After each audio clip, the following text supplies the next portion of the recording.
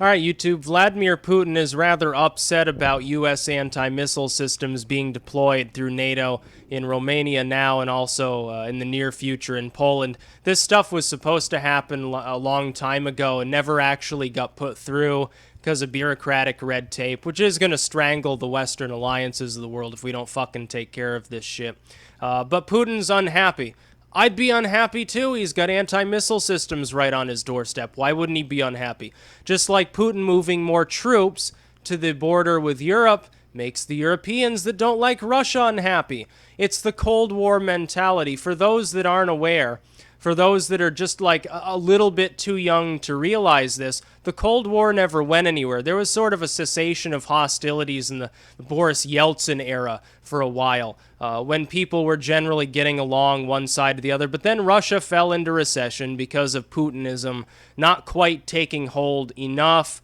There wasn't quite enough of a free market, nor was there quite enough centrality, sort of used a mixed model. It didn't really work. The currency got fucked. Several collapses occurred. And people in Russia, rightly so, I think, they felt, well, we've been collapsed. We were so powerful. We were the lords of all, and everyone feared that we would, like, nuke everybody. And now we're just Russia again. We're not the Soviet Union. We're not as big. Our military's not as big. It's not as developed as it was. Our nuclear arsenal's smaller. Our economy's a hell of a lot smaller. Our population's a lot lower. And things just felt like they were going to shit. And so naturally, there was a rise of sort of a type of nationalism within Russia, really, that feeds into what Putin's doing now. Putin, though, I think largely is keeping up appearances here. I don't personally choose to believe that Putin is interested in doing that much on the European front. I think he's much more concerned right now with stabilizing his economy by working with his economic partners. I could be wrong. But NATO will churn ahead as usual because the all-encompassing goal of NATO in the first place and the other partnerships the U.S. made was to encircle what was then the Soviet Union. The fact that the USSR collapsed just makes it a whole lot easier to encircle it in order to force them to disarm their nuclear weapons. Now, that grand chessboard is still very much in effect, but it's very slow progress that NATO has made. The West has made very, very slow progress, even with the USSR collapsing. And we'd be a decade behind in that progress if the USSR hadn't collapsed. But it takes a hell of a lot of time because every step has to be measured so as to push the foe, which is what it is. The grand chessboard is two foes, essentially. To push them a little bit further without pushing them so far that it brings about the possibility of a nuclear conflict. That's what mutually assured destruction really entails. It doesn't entail there will never be fighting or animosity because the world will end. It entails that the animosity will be limited. Each side struggles against the other, grasped around the other's throat for eternity.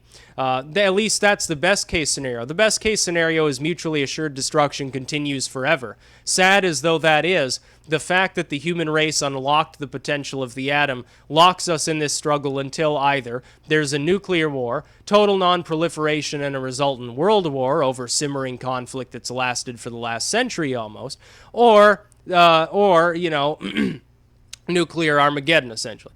So this should be seen as par for the course. The fact that Putin is unhappy and the Russians think it's egging them on, of course it is. Just like the Russians egg us on. The Russians still fly their bombers along our Pacific coast. They fly their bombers near the UK, and jets are scrambled to intercept them. This is ages old. This goes back long before I was born and was happening when I was a little kid, and I can remember that era. I can remember it just a little bit. I can remember before the fall of the Soviet Union.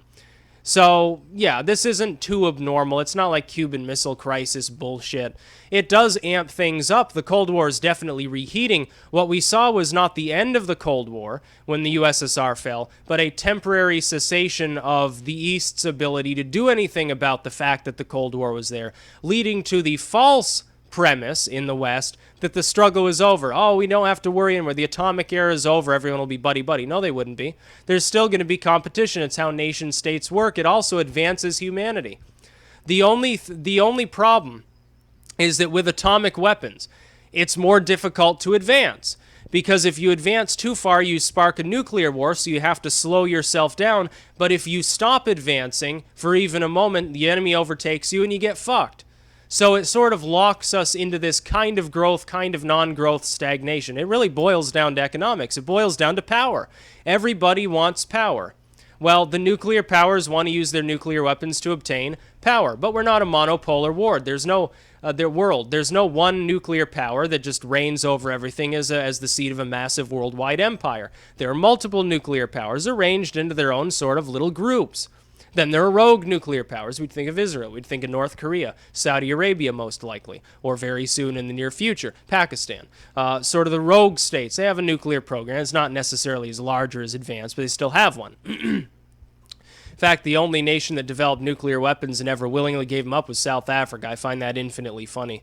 Brazil, tried to get a nuclear program going, decided to scrap it. They said, fuck this. It's not worth the risk. We're not going to deal with this shit right now. We'd rather grow some bananas or something.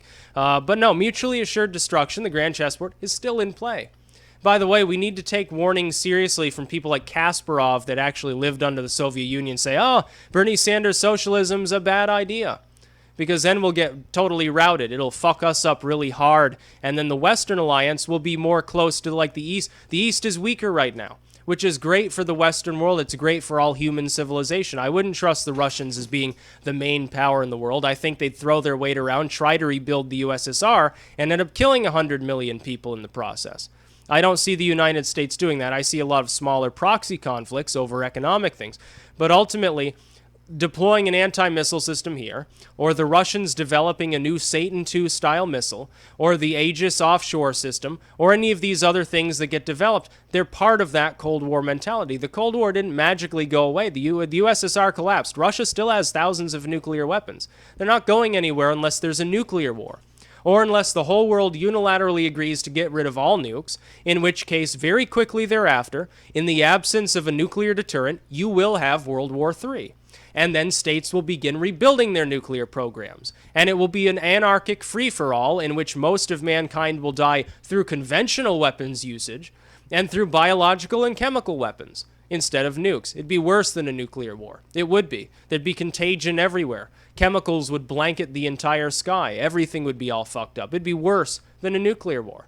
I think we need to keep mutually assured destruction going. It's the lesser of all evils. That's sad, honestly. The people were so short-sighted, they said, oh, we'll use these weapons to subjugate our enemies. Oh, wait, now our enemy has these weapons. But instead of immediately launching an attack to destroy that enemy, they let it fester, like idiots. That's what ended up happening when the Rosenbergs, Jewish spies, Zionists, gave nuclear systems to Russia.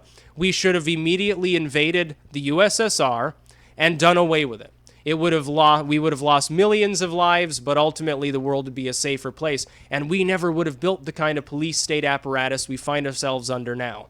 That's why liberty's lost here. That's why we have so many nukes in the world. That's why there are proxy wars all the time. We failed. The American people, unfortunately, after the Second World War, failed in their goal of continuously keeping the world liberated. It was liberated for a few short, happy years, after which everything fell to shit. That's the problem with the world today. That's about all. Peace out.